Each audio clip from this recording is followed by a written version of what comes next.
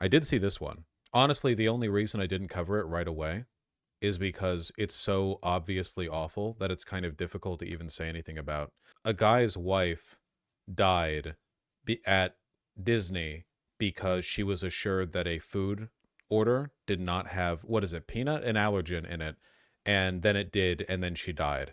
And Disney was like, you can't sue us because 3 years ago, when you signed up for Disney Plus, the streaming service, in the fine print, you waived liability for da da da, you know?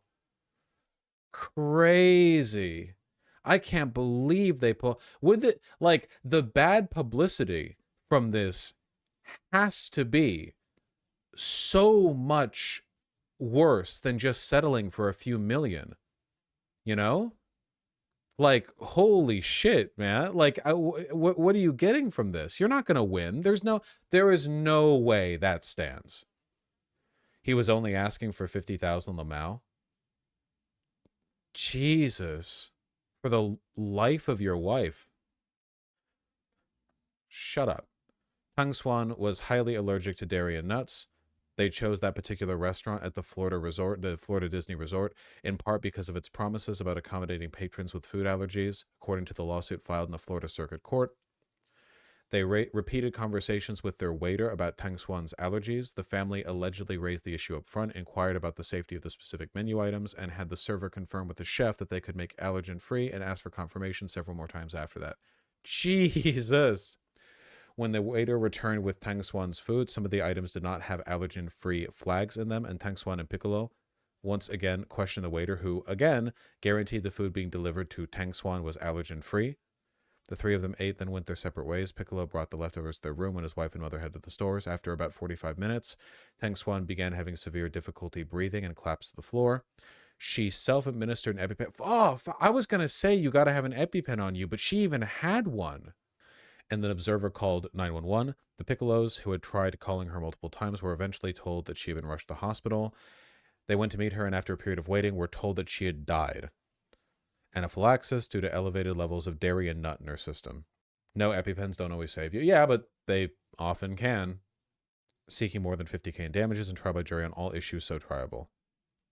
Disney says the case should be handled out of court because Piccolo created a streaming account. Maybe I respect this. Maybe this is so evil that I appreciate them taking the mask off, and that this is actually like, I appreciate them sort of transparently forwarding the comic evil rather than it being obfuscated through regular court proceedings. You know what I mean? Like, it's kind of like a cackling villain laugh sort of thing, and maybe that's better than them just navigating it deftly in court in a way that's less obvious.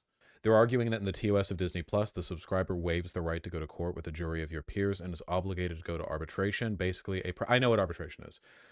Just read further. Skynet Zero. Why would you tell me something that I'm about to read and then tell me to read further when you're adding me and telling me the thing now? Like, keep going, Vosh. Keep reading. I know I was doing that. Then I turned to look at my stream chat and you were doing that. What's...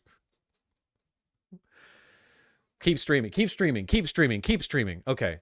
Neither Disney Parks nor its lawyer have responded to NPR's request for comment. They fought back in legal filings. In late May, Disney's lawyers filed a motion asking the circuit court to order Piccolo to arbitrate the case with them and a neutral third party in private as opposed to publicly in court, and to pause the legal proceedings in the meantime.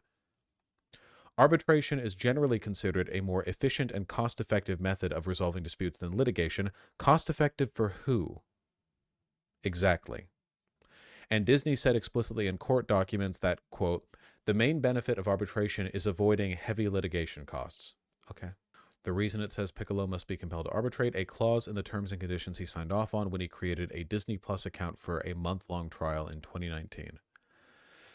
Those terms of use, which users must acknowledge to create an account, state that, quote, any dispute between you and us, except for small claims, is subject to a class action waiver and must be resolved by individual binding arbitration. Okay, are you guys ready for my hottest take ever that's actually not that hot? Terms and conditions agreement should be illegal.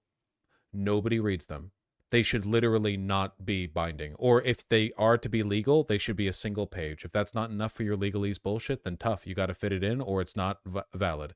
Nobody reads it. It might as well not exist. They literally don't have any impact on how people engage with them.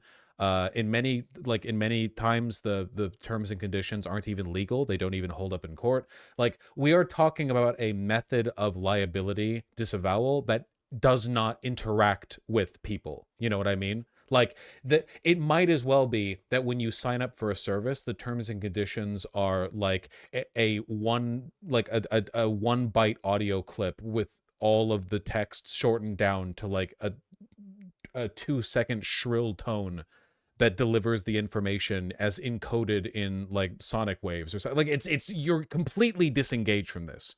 It might as well be in a different language. It might as well be in hieroglyphics. It literally doesn't, like, the current system does not work. Nobody engages with it. They fit so much crazy shit in there that doesn't even hold up in court. Oftentimes it doesn't even hold up in court.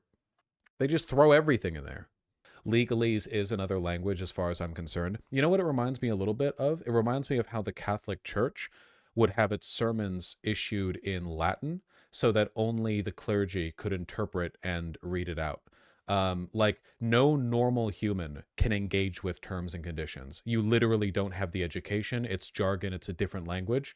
It's like legalese has been written off into its own codex, and you can only engage with it with the appropriate legal training. You need to go through a lawyer to engage with it. You're going to get a lawyer to read the terms and conditions of Disney Plus, like the streaming service free trial, before you use it? Ridiculous.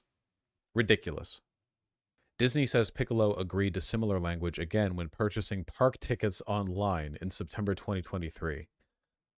Whether he actually reads the fine print at any point, it adds, is immaterial. Of course, yeah. Piccolo ignores that he previously created a Disney account and agreed to arbitrate all disputes against the Walt Disney Company or its affiliates arising in contract, tort, warranty, statute, regulation, or other legal or equitable basis, the motion reads, arguing the language is broad enough to cover Piccolo's claims. Yeah, of course, it's broad enough to cover everything forever. It's meaningless. How do these Disney lawyers sleep at night? In very expensive beds. Too broad to be enforceable? Yeah, but even then, you shouldn't have to go to a court with a lawyer to decide that. I just think terms and conditions should be illegal.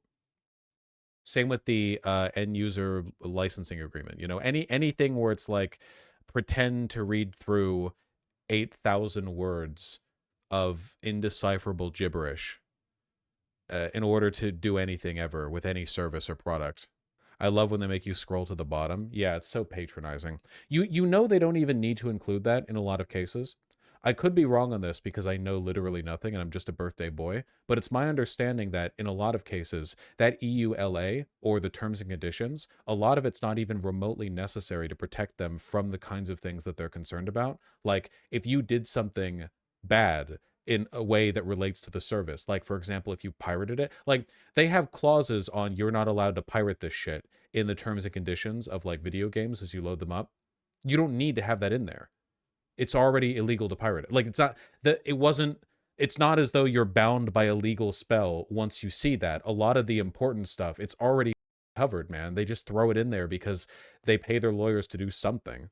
Could I construct an argument for universal terms of service? I actually think that wouldn't be a bad idea. What if, rather than individual products and services having individual terms of services, you just had standard terms of service that were relatively simple, that you only have to memorize or read or engage with once? And if you make a product and you're like, yeah, that's the term of service that I would like to agree to. Like, yes, I am making a piece of media, so I would like the piece of media terms of service where it covers like the basics. And, if anything complicated happens, it's going to go to court anyway, right? It's not like this is going to fix that in court.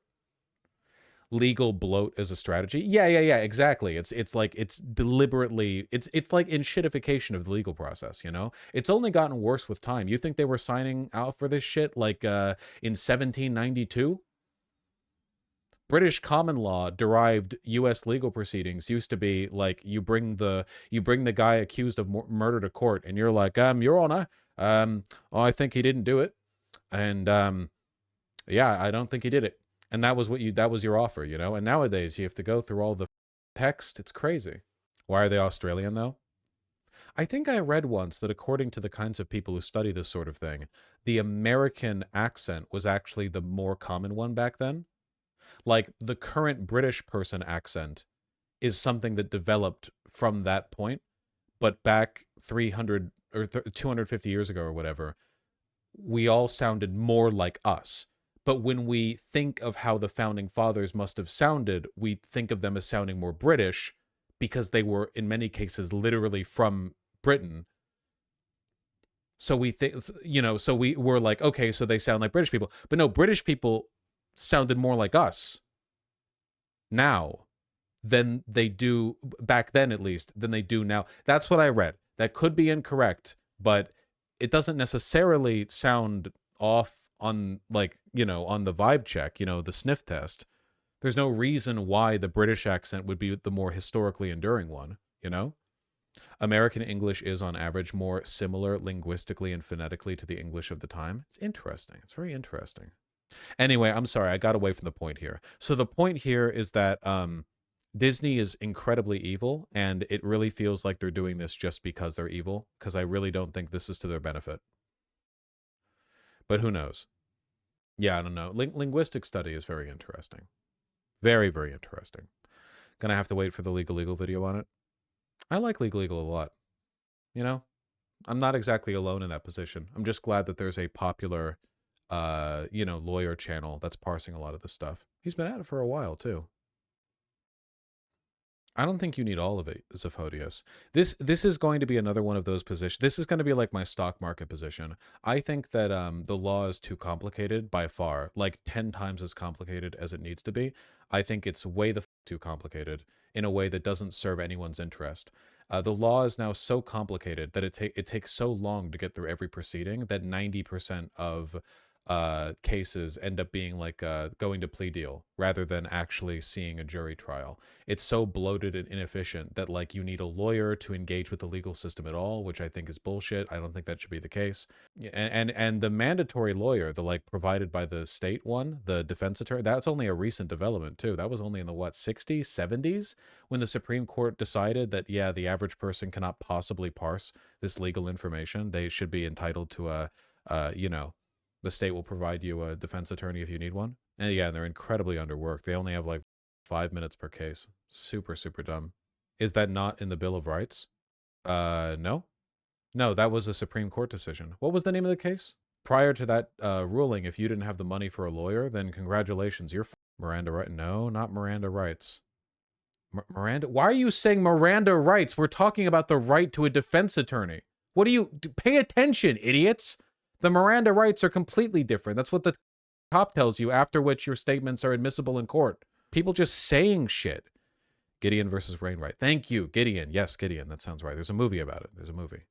That's what the Miranda rights are. Yeah, but I asked what the name of the court case is. Also, the Miranda rights as a concept existed before that, didn't they? They just added that to the Miranda rights, If you have need a defense attorney, one will be provided at the state's expense. Like, I think like prior to that, they existed. Were they created for that? Or after that? Whatever. Anyway, Gideon versus Wainwright. Yeah. That's based, Kowalski. It's okay, Annie. We're all tired. It's Friday. It's Friday for everyone. Anyway, yeah. The law is too complicated. It should be way the simpler. A lot of the, laws we have on the books are needlessly, they're too complicated and too vague at the same time. It's stupid bullshit. I think a lot of this stuff you could get, down and dirty with pretty quick and easy. It's just turned into a bloated nightmare, The Miranda right is the right to be informed of your rights, to establish the rights. Yeah, but was that before or after the Gideon one? 3 years after Gideon. Okay, gotcha. I think a lot of laws are intentionally made even more complicated to disadvantage less educated people who can't parse them and end up breaking the law by accident. Well, that is often the case with what's the term? It's is it automatic liability? The stuff that's the laws that are created not through jurisprudence but by the administrative state, creating like rules and regulations. What is it called? It's there's a term for it. Compulsive liability, automatic.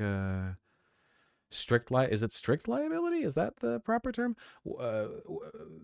Whatever the specific term is, there are a lot of laws, I think, that are just kind of like handed down by bureaucrats. And a lot of the stuff that's done through jurisprudence too, there are so many caveats, it's not always that complicated.